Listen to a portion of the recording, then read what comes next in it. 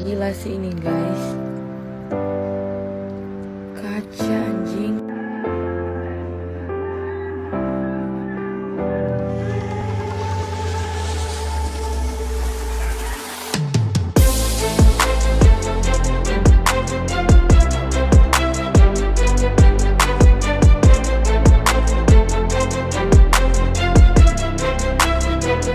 Viral di media sosial seperti yang terlihat pada video unggahan akun TikTok Anjali VRNK berikut ini.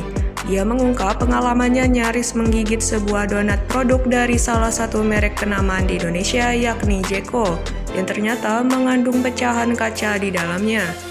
Tampak pecahan kaca itu terbalut bubuk coklat selayaknya donat yang diberi topping.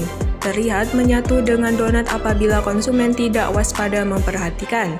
Tentu saja video ini langsung menjadi sorotan publik, apalagi karena merek donat itu sendiri mempunyai banyak sekali penggemar di Indonesia. Selama ini juga produk terkait dikenal jarang mendapatkan komplain dari masyarakat, sehingga kejadian langka ini begitu disorot.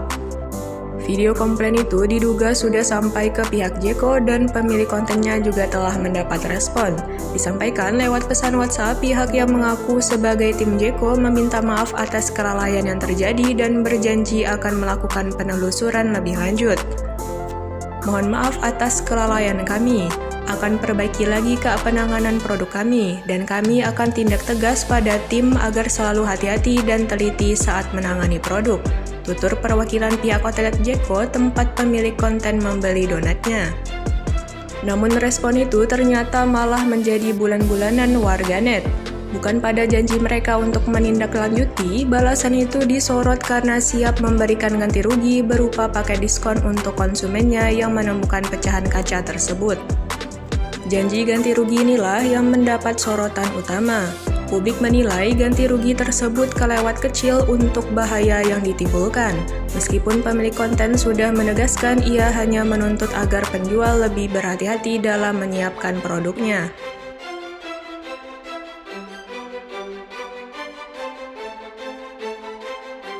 Terima kasih sudah nonton. Jangan lupa like, subscribe, dan share ya.